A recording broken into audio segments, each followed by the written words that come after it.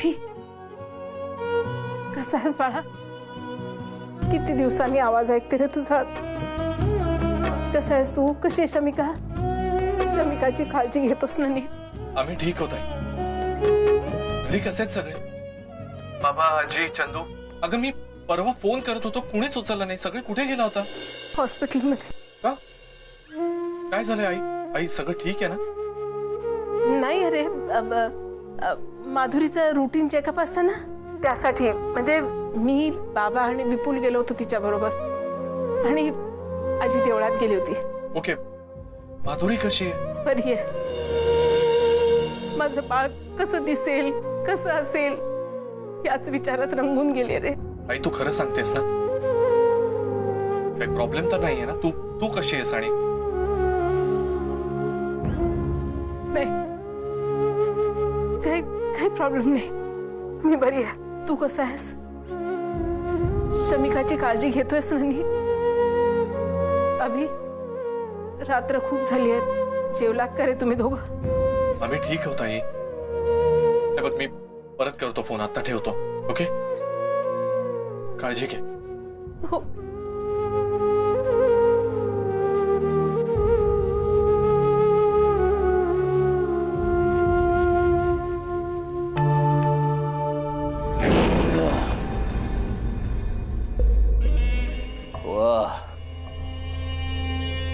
माझी मुलगी सुखरूप आहे की नाही हे सुद्धा मला माहित नाही. अभिजित पेंडसे, माझ्या दोन्ही मुलींचे आयुष्य उद्ध्वस्त केलीस तू. माझ्या दोन्ही.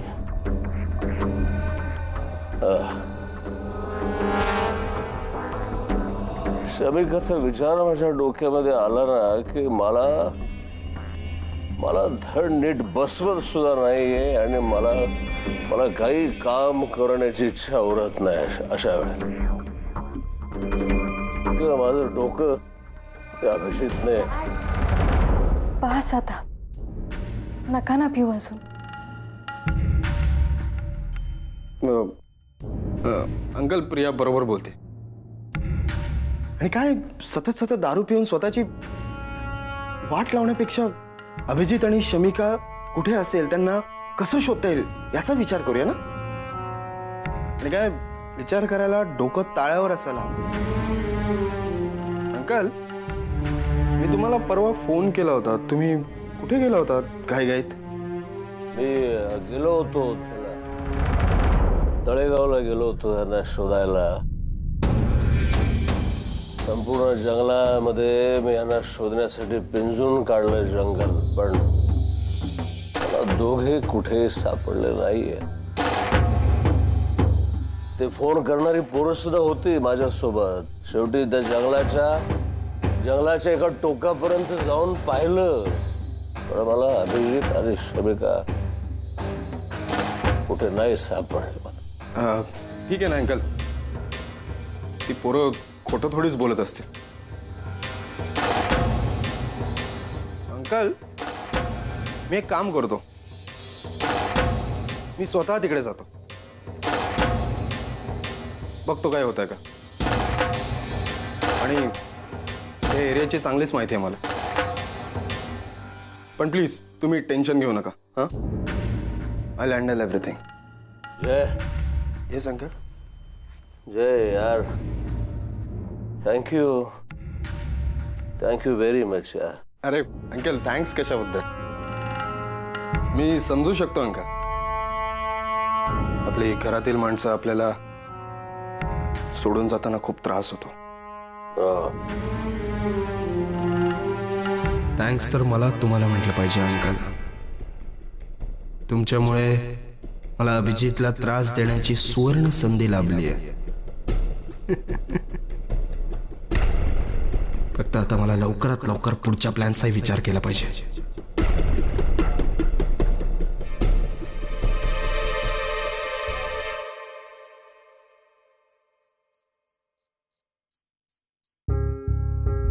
अरे जय, तू इथे? हाय. नाही, मी ऍक्च्युली घरीच जात होतो, मला गार्डने सांगितलं की तू बाहेर गेलेस म्हणून मी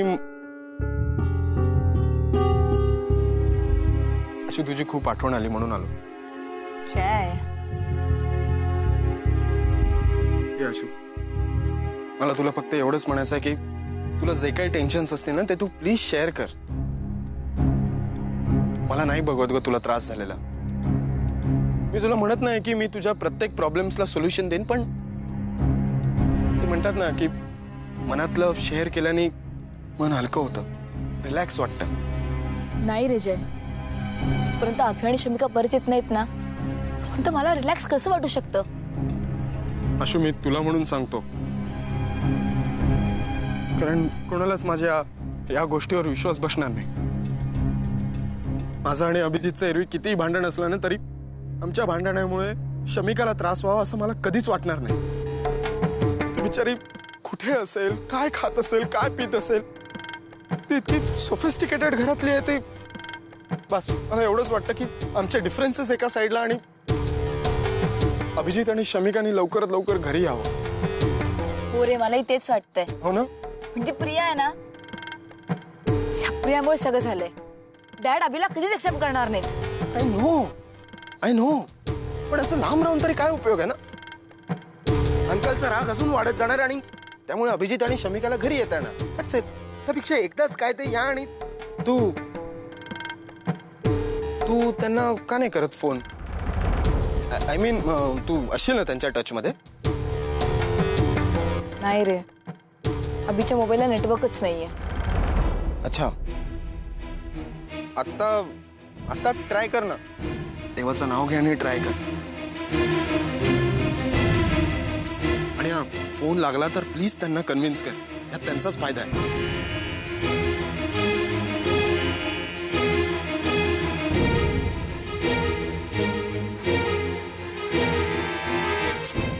नाही यार जय, अभिचा फोन नेटवर्क मध्ये नाहीये. हेल्प.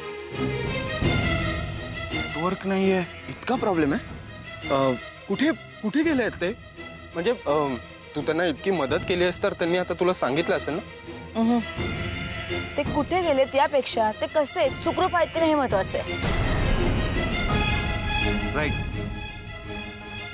एनिवेज, तू त्यांना ट्राय कर. लागलं तर त्यांना सांग की बाबा लवकरात लवकर घरी या. आणि नाहीतर कुठे आहेत ते सांगा, आपण त्यांना घ्यायला जाऊया. हं?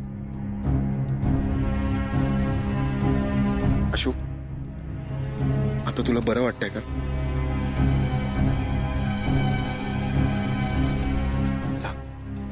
जा आता लवकर जा. घरी वाट बघत असतील सगळे. Good night. Good night.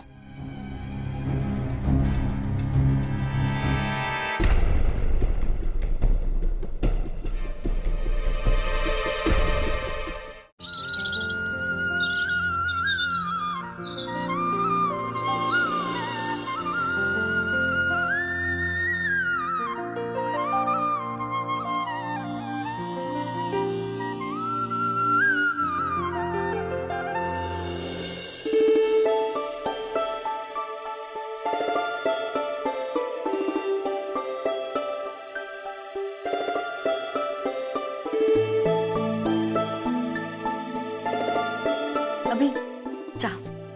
अरे वा. अरे पण सकाळी सकाळी असा गरमागरम चहा म्हणजे मस्तच. त्याच्यात इतकं आलं आणि वेलची घातलेला चहा म्हणजे क्या बात आहे. मी म्हंटल होतं ना तुझ्या हाताला चव आहे. अच्छा, बिस्किट्स नाही आहेत का घरी? अभि, बर आता एकटाच पिणार का? मला हवाय. नाही नाही अभि, अरे नाही देणार. हे बघ, एका कपातनं चहा प्यायल्याने प्रेम वाढतं. होते काही असो, किती फिल्मी डायलॉग्स मारले तरी मला चहा प्यायचा. अभि प्लीज दे. इतका छान आलं आणि वेलची घातलेला चहा नाही देणार. उगाच आता दे. दे ना, सांडे ना.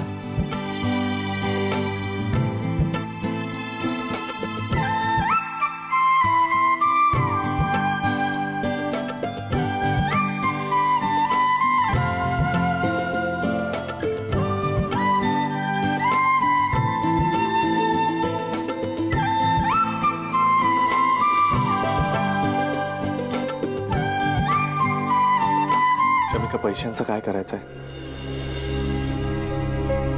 आपल्याकडे मिनिमम तरी पैसे हवेत. मला एक आयडिया सुचली. ऐक,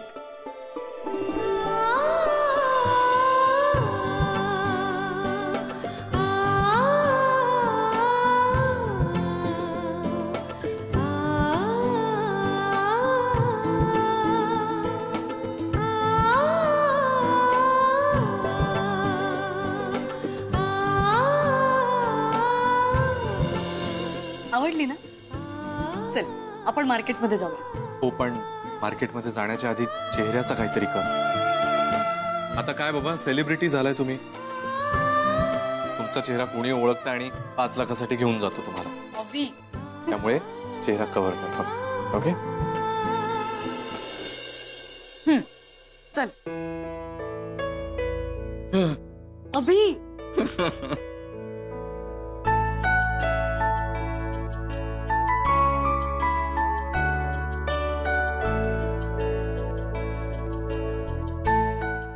अच्छा, हेच का ते गाव? क्या बात है.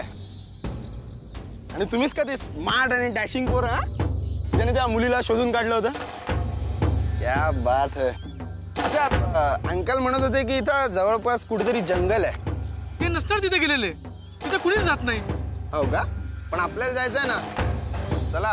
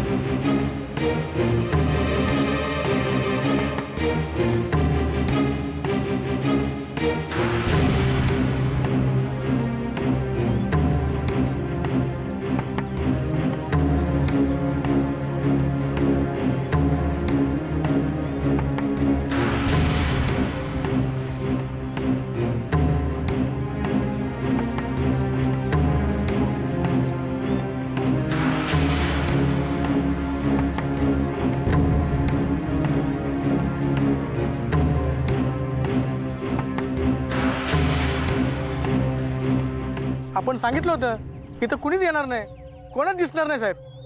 फक्त जंगली प्राणी दिसतील.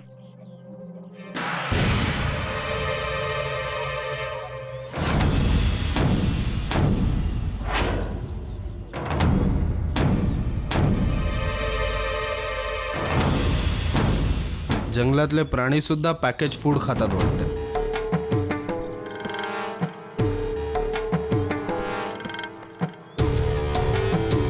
ते दोघं इथेच कुठेतरी आहेत.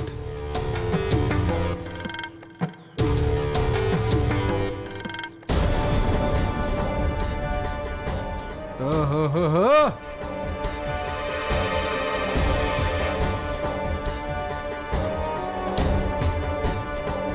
एक महल हो सपनों का. तर राजा राणीने आपला संसार इथे मांडलाय. त्या मोठ्या साहेबांना बोलू.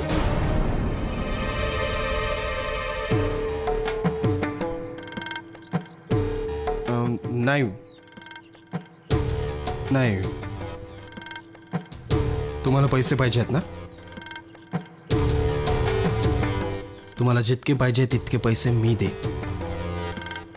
ते दोघं कुठे जातात, काय करतात आणि कधी परत येतात ही सगळी माहिती तुमच्याकडे असली पाहिजे. हो.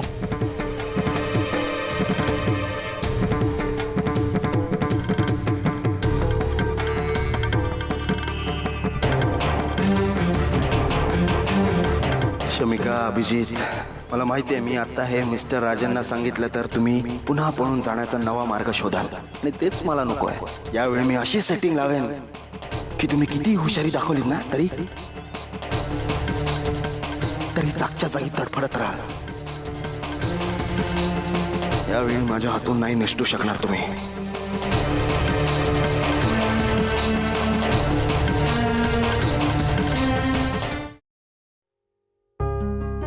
नमस्कार. अरे बाबा, एकदा सांगितलं ना तुमच्यासाठी काही काम नाही इथे. नाही दादा, आम्हाला काम नकोय. आम्ही जरा तुमच्यासाठी वेगळा विचार घेऊन आलोय. कसला वेगळा विचार? माझे पैसे तुमच्या खिशात येणार हा विचार? तसं नाही, पण आमच्या मेहनतीमुळे लोकांचे जास्त पैसे तुमच्या खिशात जाणारा नवा विचार. काय काय काय बडबडताय तुम्ही? हे बघा, मला सांगा, तुम्ही ही जी एकाच रंगाची मडकी बनवता ही आपली नॉर्मल मातकट रंगाची असते, बरोबर?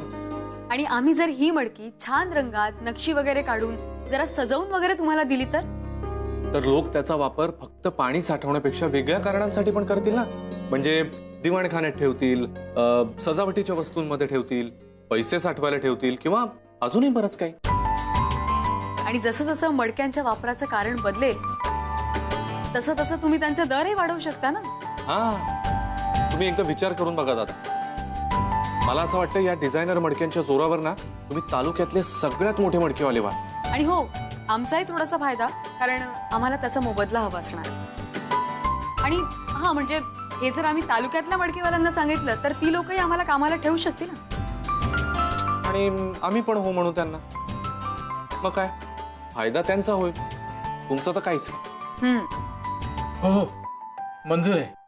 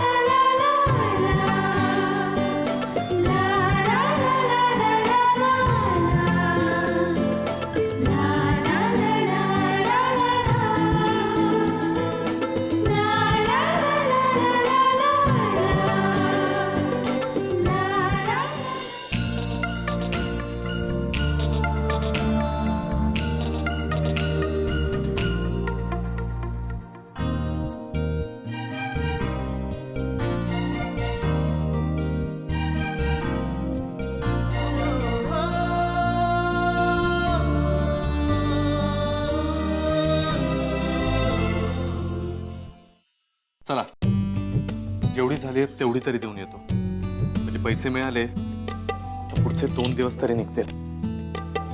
आलोच. लवकर ये. डोळे बंद कर, मी गंमत आणली तुझी. काय चल चल गप्पा बस. सांग तरी आधी मला. अगं काय आहे? अगं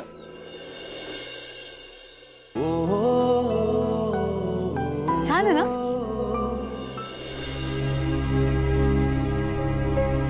काय झालं? आवडलं नाही का? नाही शमिका, हे असं लिहिणं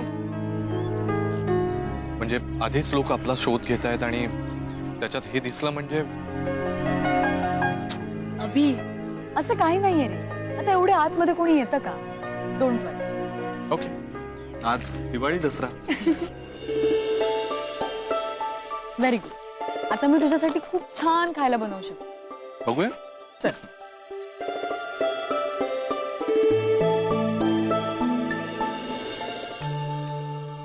अरे वेडा आहेस का तू?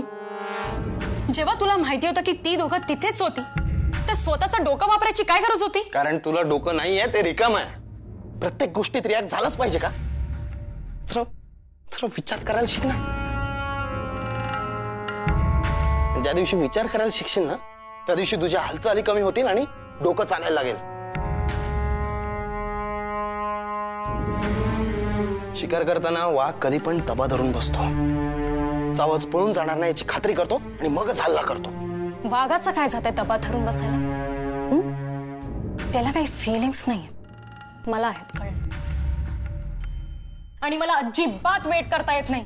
म्हणून आपली वाट लागलेली बघायची ना तुला? किती वेळा सांगितलं अगं, घाई नको करू. तुला फक्त एकच गोष्ट हवी आहे. पण मला अभिजित आणि शमिकाची वाट लावताना आशू माझ्या जाळ्यात कशी अडकेल याची गणितं जुळवायची आहेत.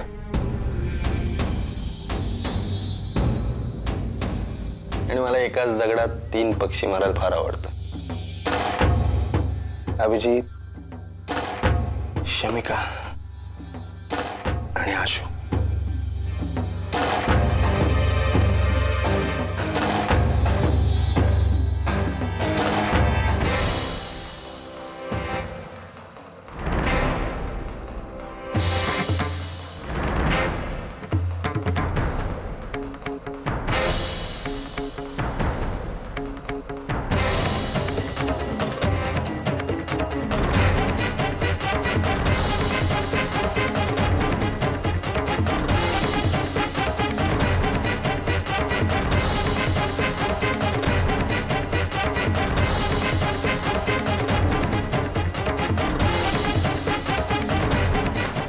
प्रिया,